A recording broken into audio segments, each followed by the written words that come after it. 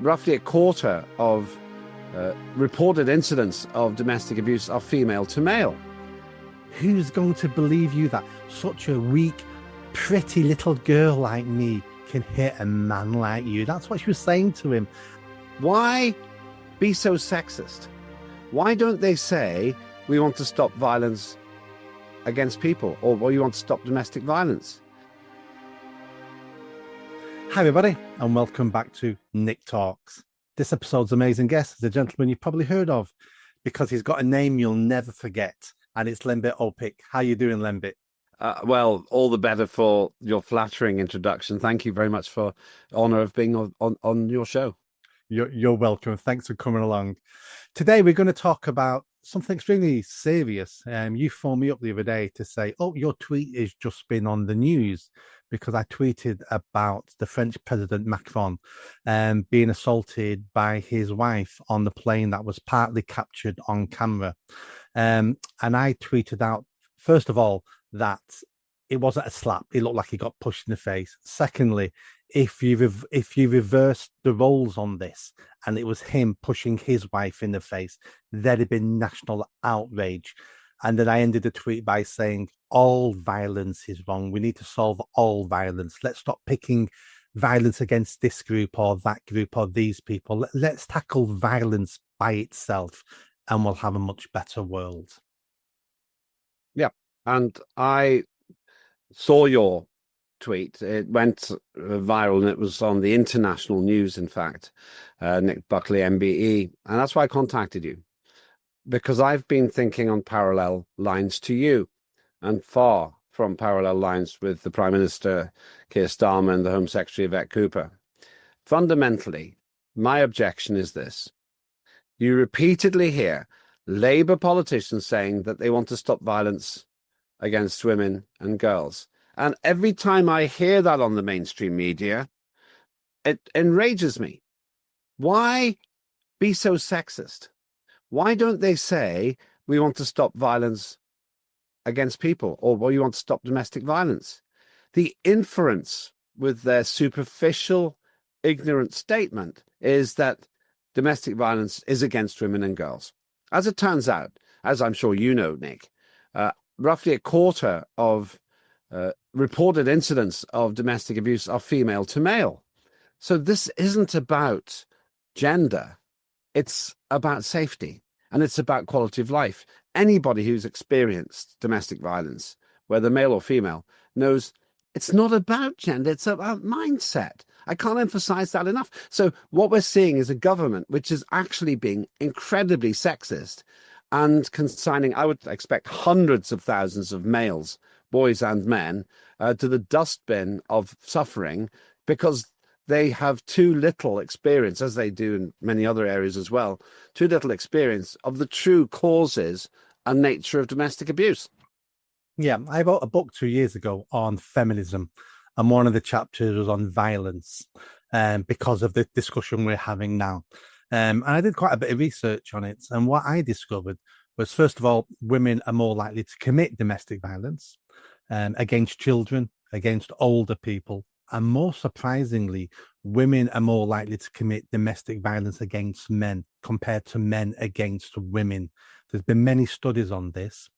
If you look at domestic violence as holistic, holistically, the difference is men commit less domestic violence, but they do more damage because we're bigger, we're more powerful, we're stronger. So a man punching a woman in the face does a lot more damage than a woman punching a man in the face. But if you include slapping, scratching, women commit more domestic violence. So at the moment, it looks like 50% of all domestic violence, the man and the woman are equally to blame. They both keep attacking each other. So they're both to blame. The remaining 50% of domestic violence, which is only one way, it's either the man attacking the woman or the woman attacking the man. 70% of that violence is women attacking men.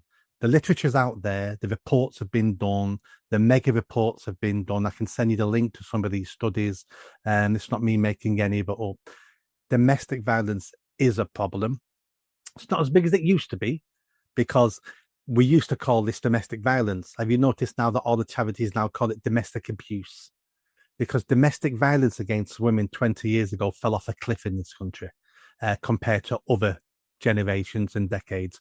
So to keep those charities going and to keep their wonderful pensions, they've then redefined domestic violence into domestic abuse. Domestic abuse now is being nasty to your partner, withholding money from your partner.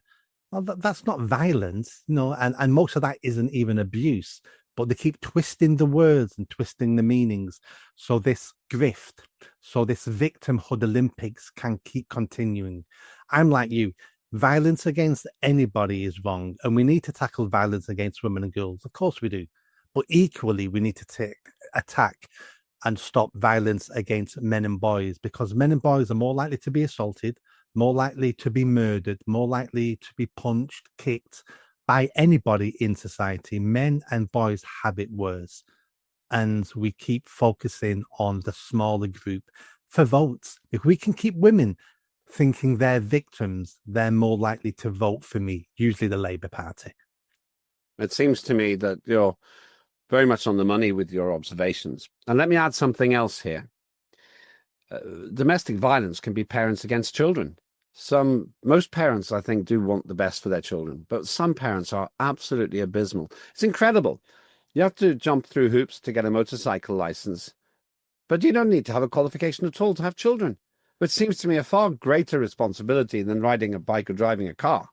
And so we think there's this fundamental right for people to have children. Well, okay, with those rights come responsibilities. And there's a proportion of domestic violence which is parents against children. It's not about gender. It's that mindset thing again. And often, not always, of course, there are drug-related issues in the family. So for people like Yvette Cooper, the Home Secretary, to trivialize the violence against men and boys is sexist to the point of virtually being criminal in terms of their own definition, their own woke definitions of how we should talk.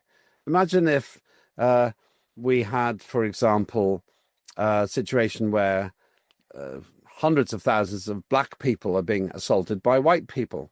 Well, I wouldn't take kindly to them saying we have to stop white violence against blacks. It would be exactly the same thing. Let's be colorblind about this and say, let's stop the violence against this human race of ours. But they don't seem to understand that, Nick. And you're right, the superficiality of saying that it's female victims and male perpetrators that we have to deal with really underlines a point I've made repeatedly, especially in the last 10 months since Labour got to power. We have underqualified, inexperienced amateurs making decisions which may help women and girls, but which simply exacerbate the isolation felt by men who are often ashamed and encouraged to be ashamed to report their experiences of violence, not least because the government is telling them, we don't care about you. Yeah, well, 2 years ago, when I was writing that book, I looked into domestic shelters and how many beds there were for men and for women. So these, like I say, these figures are 2 years out of date now. But 2 years ago, there was 3,000 female beds for victims of domestic violence in the UK. 3,000. There was 20 beds for men in the UK. That disproportionately is absolutely horrendous. Now, I've been a victim of domestic violence. Well, first of all, when I was a baby, I lived in a household full of domestic violence. I don't know what damage that did to me. I wasn't the physical victim of it, but when you're a baby, when you're a child, it's not nice being around that. It affects you mentally. So I don't know what damage that did to me. And in my, I won't go into the decade, but a previous girlfriend of mine was very quick to violence, and I had to hit her once. All the other times I could see the violence coming. I could push her off me. I could get out the way. But once she came at me with a big bloody knife, and I had to hit her as hard as I could because she went for me with a knife. So anytime I've ever hit a woman, and it was in self-defense. So I've been there. I've seen what it's like. And what opened my eyes when I was writing that book was it was a time when Johnny Depp was in court with his girlfriend at the time, Heard, Amber Heard. Amber Heard, and he plays a recording he recorded on his phone, and he says to her, you know, I'm paraphrasing now. He says something like, you keep hitting me, you shouldn't hit me. And she laughs and she goes, haha, Johnny, who's going to believe you? Who's going to believe you about what I've done? And that's the truth. We got it on tape. She laughed in his face and said, who's going to believe you that such a weak, pretty little girl like me can hit a man like you? That's what she was saying to him. And it was spot on. The world heard it, and the world realized there is violent women out there. It's got nothing to do with the size of you, how big your muscles are. It's violence is violence. And she opened the world's eyes on the violence some men in relationships have to suffer. Yeah, you actually put your finger on it. This isn't about physical strength, because on the balance of probabilities, the man would normally be stronger. Not always, but normally. But the man is not, in the scenario we're discussing, the perpetrator. The man hasn't got the software that makes you be violent, whereas in the example we're talking about, the woman has. And I've come to realize, because I had a lot of men coming to my surgery when I was a member of parliament who were victims of domestic violence, and they knew that word got around, they knew that I took it seriously. So quite a lot of men came to my surgery, and they were often bricklayers or lorry drivers, well-built people. But that wasn't the reason they were suffering. It wasn't because they were too weak. It was because they were so strong they didn't fight back. They didn't have a predisposition to abusing their partner. And so therefore they ended up in a bind. Another two things I noticed. You described the situation that you were in.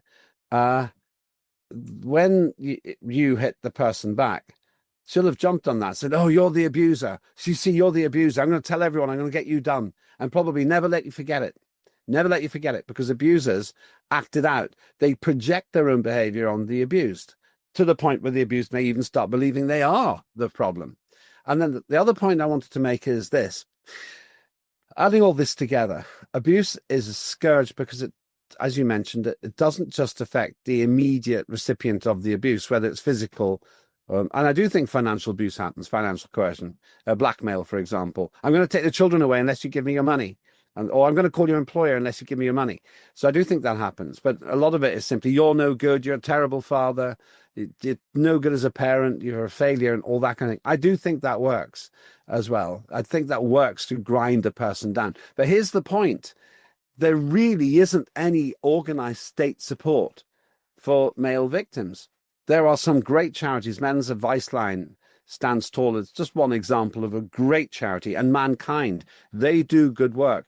But especially under Labour, the state doesn't care, because people like Yvette Cooper, to her eternal shame, don't get it, Nick. They don't appreciate it. Even if you sat in a room with them and told them about it, they might nod and make some noises. When you walk out, they say, oh, well, okay, well, yeah, I'm glad that's over. And this is the problem. They've gone down an incredibly sexist path, which is very ironic given how woke this government seeks to be. And I believe there will be those who, feeling the despair of the cul-de-sac of your domestic violence experience, find a permanent solution to what feels like a permanent problem but should not be, and they take their own lives. Let me tell you what this ex-partner of mine said. I had many conversations with her about her violent streak. When she was calm, when she was a decent person, we'd sit down, we'd talk about things. And I'd say to her, why did you get to such a state? What makes you do that? You know, and she'd be apologetic and I'm sorry. And I thought, well, but we need to get to the reason why you're so quick to violence. And what she'd say to me is, I expect you to hit me, and you're bigger and stronger than me. So I always decide I'm going to get it in first. And it's like, I've never laid a hand on you. I've never laid a hand on most people. And it's just not in me to be violent, to lose my temper. I'm a very placid man. And the more we discussed it, it came from her childhood. It came from her childhood, seeing domestic violence and witnessing domestic violence in her childhood. And then as a teenager, having, so she says, because, we've got to take her word for it, having a boyfriend who would hit her. But again, I'd be thinking, was he hitting you like I hit you that one time just to get you off him? And when she was calm, she was very, very sorry about it. But she would see a red mist and there was no talking to her. She would just go mental. Yeah, I know at least two females who have an abusive default behavior. One of them, I'm pretty sure, was acting out her dreadful experiences with her father. And it was heartbreaking, actually, what she had to experience. And she couldn't get over it. So she was acting that out, I think, with her partners. In fact, she broke her marriage through that, I think. And the other one gets to this stage, as far as I can see, where she just can't stop screaming at her partner and screaming at her family. And it's like she's out of control. It's basically like a car with the accelerator's jammed on and there's no rev limiter. And it's self-harming. It actually harms the whole family. And I worry. I still see, I'm observing this. This is in real time. It's happening, perhaps even as we speak. And in both cases, I think you're right. From my experience, these people are acting out what happened to them. Now, we all do that. I can see things that I do which I could do better, but my parents passed down. My parents really did as good a job as humans can do. But of course, that nothing's perfect. And so there are issues the way I behave, which I can see I inherited. But my parents were never violent and they were never abusive. And so it's not in my software. And I bet you, Nick, that you had the same blessing as I did. But these people, they're passing down a curse, like a chain letter that gets rewritten for every generation to follow. And as long as we pretend it's violence against women and girls, we both trivialize the issue as strong men over weak women, and we discount the core causes of this. And you know something else, Nick? There is no system in our country which gives you the opportunity as an abused person to get a statutory intervention. It's either all or nothing. It's either we're going to prosecute your partner. Oh, yeah, but I don't really want that. We don't care. We didn't need the prosecution. How does that help me? We don't care. We need the prosecution. Or you don't do anything at all. Now, there has to be, and this is why what I'm thinking you and I should campaign for, an intermediary situation where the abused person, regardless of gender, can make an appeal to some kind of a system which says we will make an intervention, not take the kids away, because that's what frightens people. The abuser will say, oh, if you report this, then the social services will take our children away. Or if you report this, I'll take the children away. So what's missing because of the ignorance of the state, and maybe not just Labour, I think the general political ignorance of the state, is this halfway house which says we will now have a mandatory intervention to evaluate the status of the individuals in the situation and make recommendations, which, if not followed, would lead to legal action. Mm. We used to have something like that, and it was called the extended family. It was called the local community. It was them who would do the interventions. It was them who'd say to a man in the pub, you touch your wife again, and we're going to get you outside and we're going to break your legs. Or it'd be women saying to the woman, what is up with you? He's a good man. You're ruining your relationship. You're damaging your children. But we've become so insular now. And we expect the state to solve all our problems, that no one interferes now in other people's lives or relationships because we feel it's not our duty. It is our duty if they're our flesh and blood. It is our duty if we live in the same community as them, because that's how you develop a better community for you and your children. Now, my original tweet was about President Macron. Within minutes of that clip, not my tweet, but the clip of him being pushed in the face by his wife, within minutes that going viral, the jokes, the memes, we never seem to take the Mickey Dewey out of battered wives, out of battered women. But the second you're a battered man, its gloves are off. You're now weak. You're pathetic. You're not a real man.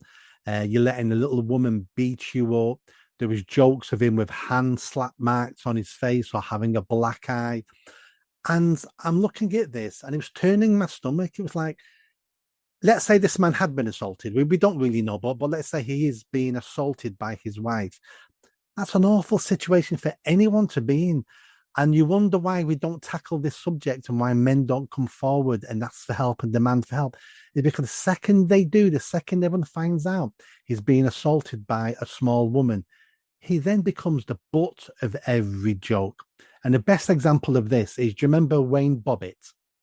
So 20, 30 years ago, an American man asleep in bed and his wife cut his penis off with a pair of scissors. She then jumped in a car and had a police that drove away with his penis on the passenger seat, threw out the window on the motorway. The police managed, he almost bled to death. The police managed to find his penis on the motorway, and it was 15-hour operation to sew his penis back on. He then was arrested for domestic abuse.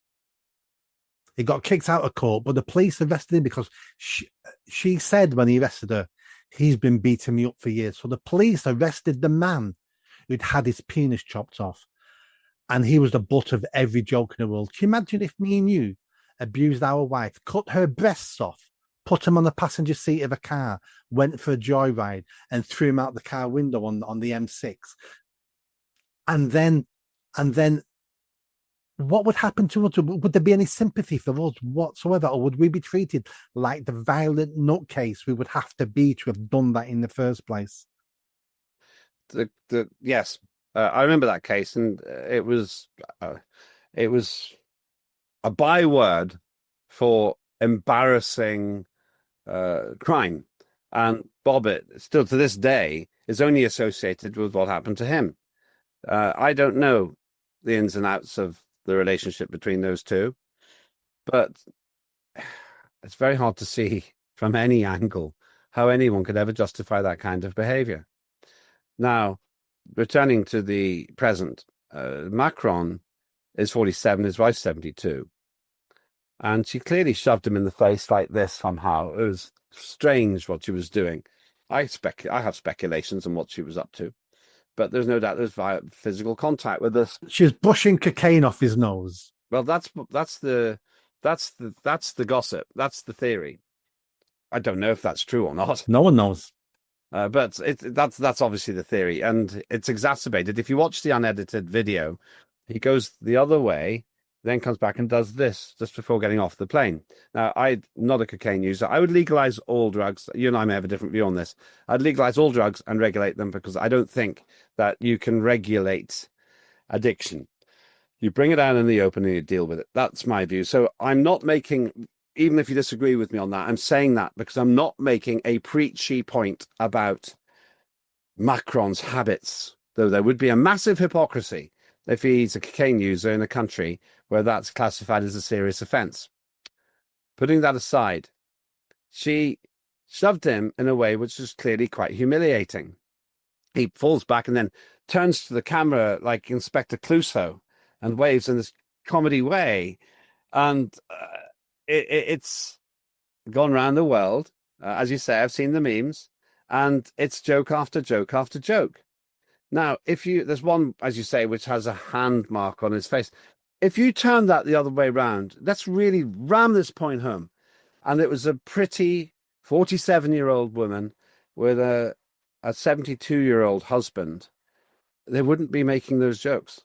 Now, part of it is made worse because he's meant to be a person in authority. But I know somebody who was a member of parliament when I was, and he had a very pretty, slightly older girlfriend.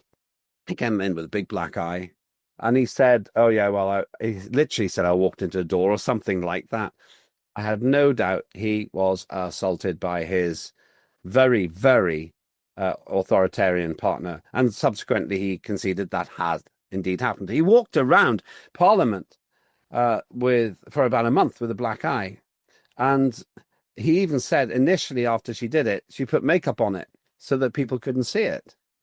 Well, I don't want to go into the ins and outs of what may have caused it, but he was never a violent man. And he told me that one time, because he was made to sleep on the sofa a lot in wherever they lived, he woke up and she was right in his face, and she thought he thought she was going to stab him or something, and he put her in an arm lock. He's a strong man, and after that, he never got let off the hook. She said, I'm going to get x-rays. I'm going to prove that you're the abuser. I'm going to hold this against you. I'm going to get you done as the abuser. Now, I was in no doubt that she was the abuser in that situation. No doubt at all, because I saw enough of them to see that was what was going on. So let's come back to the present day. Macron, it doesn't matter whether he was a president of France or not. It's still a physical assault. Now, there's something you said which was mentioned in passing by you, but I think it's very relevant. We're very quick to categorize everything as something or other. And I think there needs to be a degree of proportion here. I don't like the fact that parents can smack children. I was brought up in a family where that pretty much didn't happen. But there needs to be a bit of proportion here. There's a difference between somebody who's so aggravated that he shoves his wife and she shoves him. So just get away from me. I'm trying to work. And somebody who persistently uses physical and psychological methodologies to coercively control their partner, or worse still, to try to get some kind of perverse psychotic pleasure from the other person's pain. But back to the central point, Nick. We can talk about all of this without being gender specific, because the problem isn't whether you have male or female sexual organs. The problem is whether you have a propensity to use violence of any sort to get your way. Yeah, absolutely. Violence is either unacceptable, or what we have at the moment is violence is unacceptable, but it's more unacceptable on certain people in certain circumstances with certain genders. That is a hierarchy of being a victim. And that's what the left always like. The reason why men are not treated fairly and treated with compassion on this subject is because they're men. And if you're a white man, you're at the bottom of the pile. But men in general are towards the bottom of the pile, because men are, according to the left in this theory, it's all about men commit all the violence. Men are the perpetrators. Men are the evil gender. There was a study a couple of years ago, I write this in the book as well. They were looking at kings and queens, European kings and queens for about a 600-year period, to see, is it true that kings and men start all the wars, and if it wasn't for kings and men, there'd be no wars. And I think the University of Chicago looked over a 600-year period, and they found that queens were something like 30% more likely to start a war than kings were. So then they got attacked by saying, well, that's because other countries would see queens as a weak touch and would cause trouble. So then they looked at when these wars were started, and they were started throughout the reign of the queen, not at the beginning when she would be weak and would be vulnerable.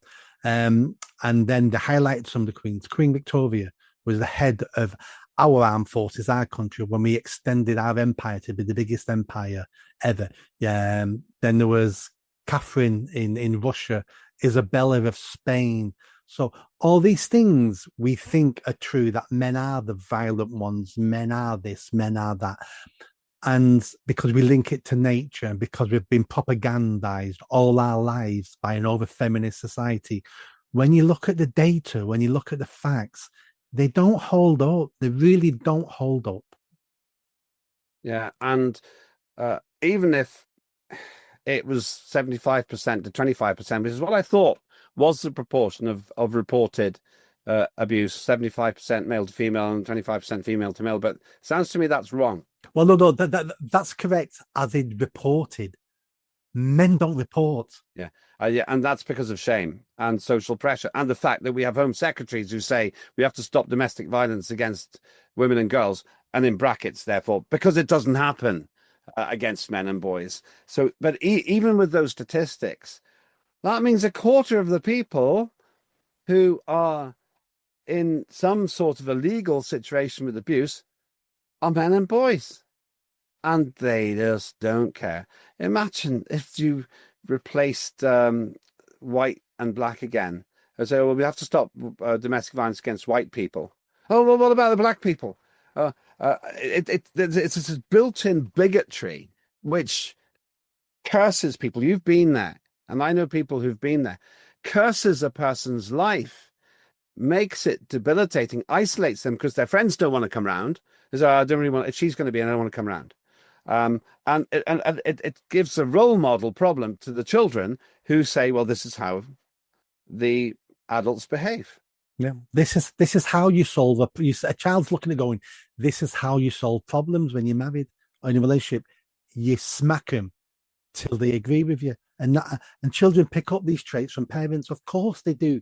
That's why it takes so long to raise a child, so they can learn how to be an adult. So they pick up the bad traits. Crazy. So what we're going to do about it? Go on. Sorry. Well, after you. What we're going to do about it is the first thing, again, I think it's the sixth time I've said this now.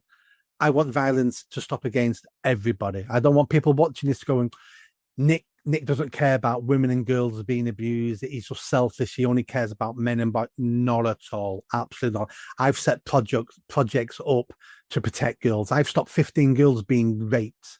I've had paedophiles prosecuted who were targeting girls. I've spent, 20 years doing this. I want all children safe. I want all adults safe. So let's get out of the way before we get accused of only caring about men and boys. But what we need to do as a society is we need to get back to where we were 20, 30 years ago by saying all violence is wrong. It doesn't matter your age, your color, your creed, your ethnicity, your violence. If someone is perpetrating violence upon you, like female genital mutilation, like male genital mutilation. Let's talk about them two things another time, about why one is seriously wrong and it's against the law, where the other one, the state can do it to a boy without consent. So there's many ways we abuse men and boys in this country, but we need to get back to those conversations where violence is unacceptable in our communities, no matter who perpetrates it and no matter who the victim is. I'd add just two things to what you've said, Nick. One is, I want to make it possible for the invisible men, for they are invisible for the reasons we've discussed, to be able to visibly state that I'm in this situation. Men's advice line are very good at saying, expose it, call it out, say, I'm afraid that my partner is an abusive person who has done the following things, and so therefore I didn't get your post because she threw it away.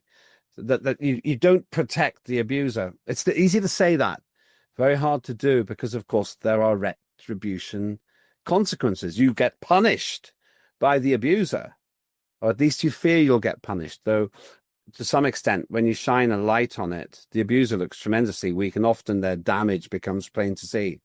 The second thing that has to happen is we have to call out government. Happens to be Labour, and I think they're worse offenders than any other government I've seen because of their obsession with violence against women and girls. But we have to call out our servants. Let's remember, Keir Starmer's not our leader. He's a servant. And Yvette Cooper's not our leader. She's a servant. She's paid for by the taxpayer. So where are her employers? And we need to say to them, you need to stop your sexist approach towards abuse. And it's very easy. Instead of saying, we want to stop violence against women and girls, they just have to say, we have to stop violence. It's not complicated. When we have a government, many governments now, but when we have a government who doesn't take violence seriously, that violence still happens. It happens undercover and it's semi-protected. We've seen this with the grooming gang scandals. Hundreds of thousands of girls being gang raped and abused because our politicians and because the police and social services didn't want it to be true. Violence happens now against men and boys. We know it's happening. They need to acknowledge it and do something about it. Otherwise, we're going to have hundreds of thousands of more men and boys being abused. It just needs to stop. I'll finish on this example. I was on a train once, and the woman was clearly being abusive towards the man. And there was a third person at the table who obviously didn't know them, and he said to the other person, I'm in an abusive situation here. Can you do anything to intervene? Just got up and got off. As far as he's concerned, the violence train would leave the station without him. And that sums it up. And often it's the woke community who simply refuse to accept the reality we've just talked about, that it's not about gender, it's about mindset. And the mindset is rotten in government, and it will remain rotten until they say, yeah, we get it, and we're going to stop stigmatizing male victims. And it's not really funny anymore. No, it's not. And I don't think it's ever really been funny. If you're watching this video and you feel you need to speak to someone about this topic, Lembit, where should they go? Who should they speak to? My advice, my view is Men's Advice Line. Men's Advice Line is a great starting point. I'll put those details in the description of this video. And also Mankind. There are many other ones, but they are really, really good. And they're trying to do what the state won't do. And I think you'll find, if you're in an abusive situation, don't be embarrassed about it. Don't feel shame about it. You're actually the strong one, because the abuser is acting out a trauma that they have never come to terms with. And it's a credit to you for having endured it as long as you have. Don't endure it alone. And the other thing that you and I should talk about, Nick, is making our media contribution to shining a spotlight on abuse, period. Not abuse sexually divided against the invisible men versus the visible female victims, but abuse, period. Absolutely. That's a perfect place to end. Lembit, let's discuss this again in the future, and let's discuss some more of these topics that we're not allowed to talk about, that we're not allowed to admit actually exist. Let's keep having these conversations so people know what's going on in this country and how we need to improve it. Lembit, cheers for coming along today. My pleasure. And hopefully this has given some hope to people in a very difficult situation. Absolutely. Catch up with you again soon. Thank you. See you soon.